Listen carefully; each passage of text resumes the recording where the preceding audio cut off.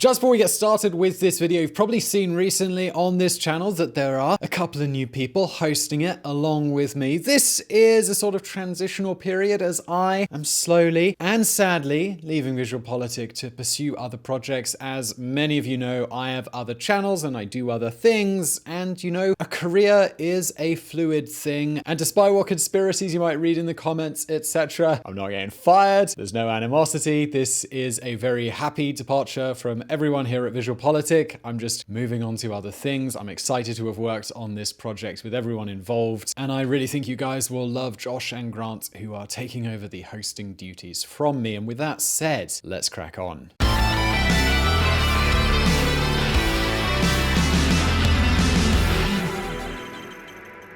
The pandemic of the new coronavirus is not only a public health crisis, it's also an economic crisis. And behind the numbers, the graphs and statistics are the real tragedies. Tragedies like this. Nissan closes its Barcelona plant with 3,000 workers affected. The Economist. And we're not only talking about the 3,000 people who lost their jobs. A car factory generates thousands of indirect jobs too. Around the Nissan factory, there were a lot of auxiliary companies that manufactured engine components, brake tubes, exhaust pipes, and a lot of other things. In total, we're talking about more than 25,000 people in Barcelona who will almost certainly lose their jobs. We're talking about a really dramatic situation, and it may not be the last car factory to close. But I'm sure none of this is going to surprise you. No one disputes that the coronavirus has brought us all into a global recession. Throughout this year, 2020, almost all countries will experience some form of economic crisis. The question is, are we talking about one more crisis, or are we talking about the zombie apocalypse? And as always, the answer is not a yes or a no, but rather an it depends. For example, in the Czech Republic, unemployment has barely risen to 5%. Of course, they are also in crisis, but it's a much smaller crisis. However, there are other economic sectors, and above all, other countries where we can talk about a real zombie apocalypse-style disaster. You know, the economic version of The Walking Dead. And one of those countries is Spain.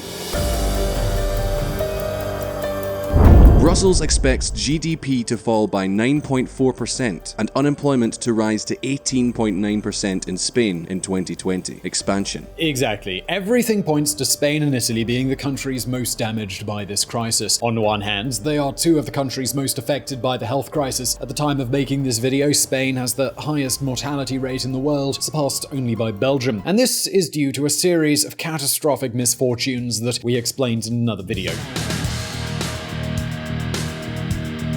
But that's not the worst of it. Both Spain and Italy are still feeling the effects of the 2008 financial crisis, a crisis from which they have not recovered. To give you an idea, in 2019, Spain had almost 15% unemployment. In some areas, it even exceeded 20%. There are a whole generation of Spaniards who neither study nor work, who are called the ninis, ni trabajan, ni estudian in Spanish. We are talking about people who are 30 years old and still living with their parents because they haven't found a steady job. It's a real national drama, and this was the pre-pandemic outlook when all of Europe was expanding. Imagine what might happen next, given the backdrop of the pandemic.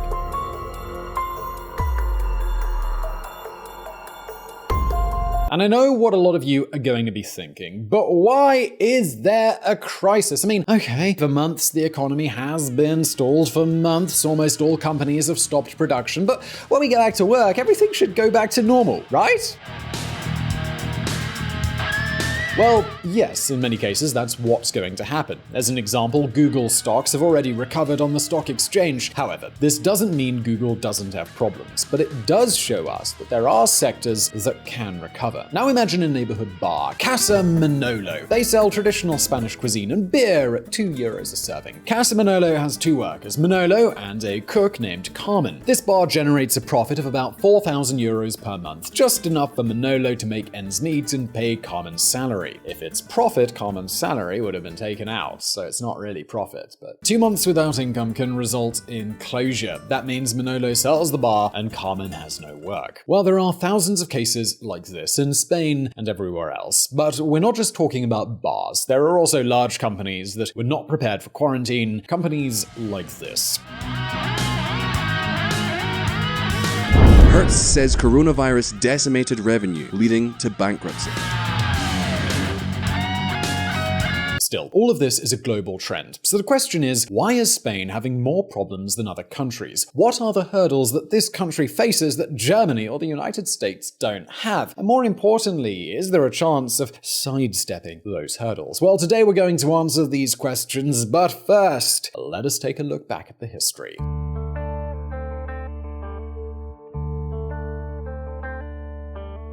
The perfect storm. In every crisis, there are winners and there are losers. Companies such as Amazon and Netflix have been reinforced because of the coronavirus, which begs the question, who are the biggest victims of the pandemic? And I think you can guess the answer, that's airlines. This will be the last sector to open after quarantine, and many are already going broke. Avianca, one of Latin America's largest airlines, files for bankruptcy. CNN. So, which sectors are best prepared to survive the crisis? Apart from internet-based companies, we can talk about industry. Many factories have been able to adapt to quarantine. For example, in order to make this video, we were talking to an Atlas Copco manager in the Czech Republic. Atlas Copco is a multinational company that manufactures air compressors, vacuum machines, and in general, industrial machinery. Every summer, they take advantage of the holidays to carry out maintenance, clean machines, check them, fix anything, the usual stuff. Well, this year, instead of waiting until summer, they did it during quarantine. The same is happening with many other companies. However, within the industry sector, there is one subgroup that is having a particularly bad time. And we're not talking about a small player, we're talking about this giant. Auto industry hit from coronavirus could be even bigger than latest forecast. If you've been following VisualPolitik for a while, you'll already know this because we have told you several times. The major car manufacturers have been struggling for years. To give you an idea, before the pandemic, Fitch, which is a debt rating agency, considered Renault's debt to be a junk bond. Well, if the Renault Group was already in a bad situation, the pandemic has just put them on the brink of bankruptcy.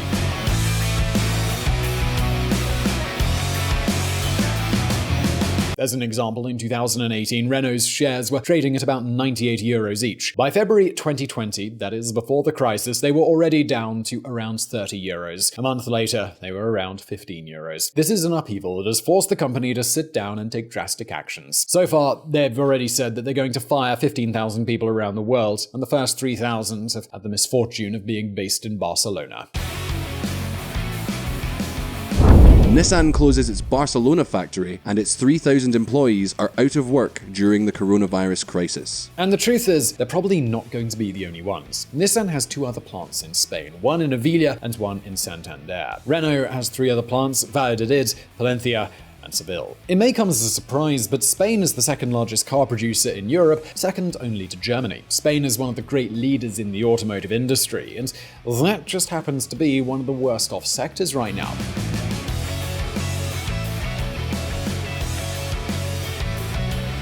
So now let's recap. 2 of the sectors most affected by coronavirus are tourism and the automotive industry. Tourism amounts for 11% of Spain's GDP, automotive 8.7%. In total, we're talking about almost 20% of Spain's GDP. That is, 1/5 of the economy is seriously affected by the coronavirus. So how about the other 80%? Well, the truth is, it's not looking too good either. Let's go back to the example of Casa Manolo, the typical neighborhood bar that has 1 or 2 workers. I mean, it's what we call a micro-enterprise, the kind of business that's most exposed to the pandemic. Well, check out this chart. Take into account that in Germany, 82% of businesses are what we call micro-enterprises. In Spain and Italy, that number goes up to 95%. And, well, what does all of this mean? We've told you in previous videos, Germany is a very strong economy thanks in part to having many medium-sized enterprises. For example, Desma is a German company with over 200 workers. They are the world leaders in making machines to make shoe soles. I know this is a very specific niche, but Desma is number 1 in it. They sell their machines everywhere. China, the United States, Spain, everywhere that shoe soles are manufactured, there is likely to be a Desma machine. They probably have problems with the crisis in this company too, but they have enough savings and are competitive enough to be able to endure a bad year without having to close. However, a micro-enterprise like Casa Manolo is unlikely to be that prepared. To give you an idea, the average company in Germany has 7.6 employees. In Spain, it's 3.9. In other words, in Spain, there are large companies on one side and micro companies on the other. There's barely any middle ground at all. That means that Spain is much more exposed to any economic crisis. And I know what a lot of you are going to be thinking. The time has finally come when states are going to have to rescue their economies. Really? That is, before Casa Manolo closes, the Spanish state arrives and gives it a grant or a loan so that it can cover all of the shortfalls caused by the pandemic. And, well, if you're thinking that, you're right. I think even the most liberal will agree that at times like this, the state's help is needed. Again, the problem is not that all states are the same, and the Spanish state is not exactly at a high point. We mentioned a moment ago about the zombie apocalypse. Well, now we need to talk about The Walking Dead.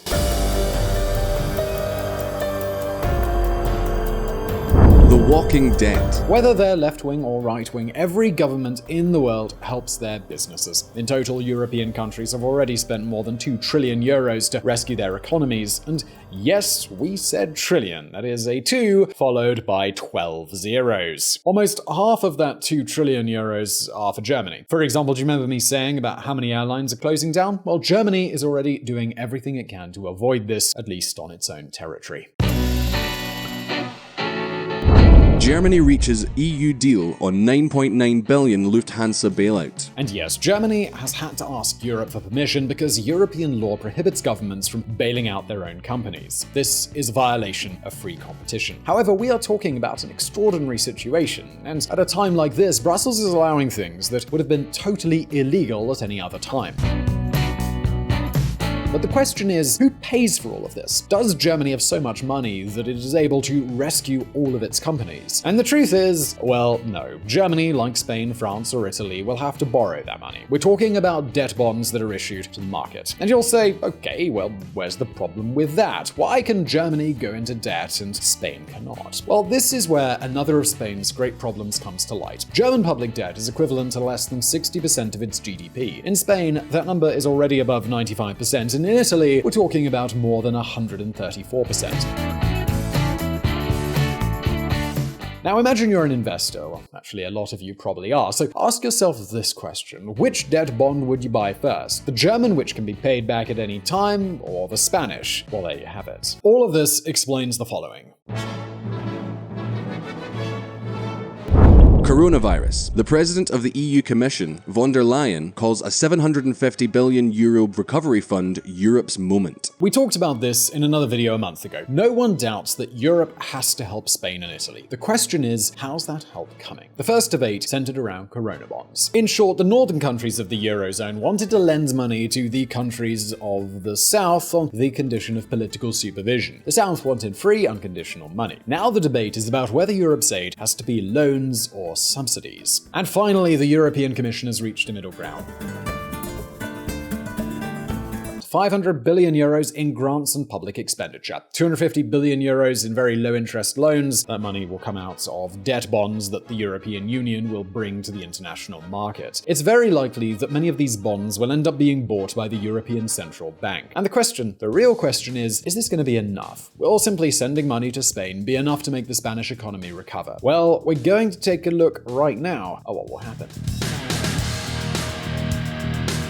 More Excel and less PowerPoint. Money is important, but it doesn't work miracles. The best example of this is the high-speed train. In recent decades, Europe has spent more than 11 billion euros for Spain to have high-speed rail. Today, Spaniards have the third largest high-speed rail network in the world behind China and Japan. The question is, has it created advantages? And the answer is, well, not really. We already explained it in other videos. From a purely economic point of view, the Spanish high-speed train, the so-called AVE, is a gigantic hole in national accounts and has barely served to generate economic growth. It cannot be used to transport goods, only passengers, and from a social point of view, it is not very user-friendly either. A train ticket in Spain is between 40% and 100% more expensive than an equivalent journey in Germany or the Czech Republic. And the same goes for ghost airports. Spain has a few airports that hardly have flights but cost a real fortune. We are talking about billions of euros that have been spent for purely electoral, political, or ideological reasons. At this point in time, what Spain needs is more Excel and less PowerPoint, and the question is, to what extent is Spain willing to leave political quarrels behind and focus on pure economic management? Well, what can I tell you? News stories like this are pretty disappointing. Dismissal of civil guard chief prompts political dispute over rule of law. Spain's government has plunged into a dispute involving allegations of subverting the rule of law and undermining democracy, and a face-off with one of the country's most formidable institutions. Add to this the fact that Spain currently has a coalition government, a coalition between the socialist, centre-left, and Podemos, which is a far-left party. And if you thought left-wing parties always understood each other, well, you're quite wrong. There is growing tension between what might be called the moderate wing of the government and the more radical wing. And if there are tensions within the government itself, you can already imagine what is happening in the opposition parties. The political environment is really, really polarized, and this is worrying because Spain will have no choice but to cut costs and take unpopular measures. Many of these measures will need the support of the opposition, at least more moderate members. However, judge for yourselves. What you're going to see now is a scene from Parliament. For those unfamiliar with Spanish politics, the one with the ponytail is the vice president of the government, and the one with the beard is a member of the far-right party. Take a look and tell me how unanimous decisions on essential measures can be reached in this environment. Creo, señor Espinosa de los Monteros, que a ustedes les gustaría dar un golpe de Estado, pero que no se atreven. Usted es el hijo de un terrorista. Esto es un espectáculo lamentable, propio de un marxista comunista. Cierre al salir, señoría. So now the questions are over to you. Do you think that Europe can force Spanish politicians to be more responsible? Is it possible for European aid to help prevent the zombie apocalypse and so make the crisis more bearable? You can leave your answer in the comments section below. And as always, if you enjoyed this video, please do hit that like button. Don't forget to subscribe. Thank you for watching.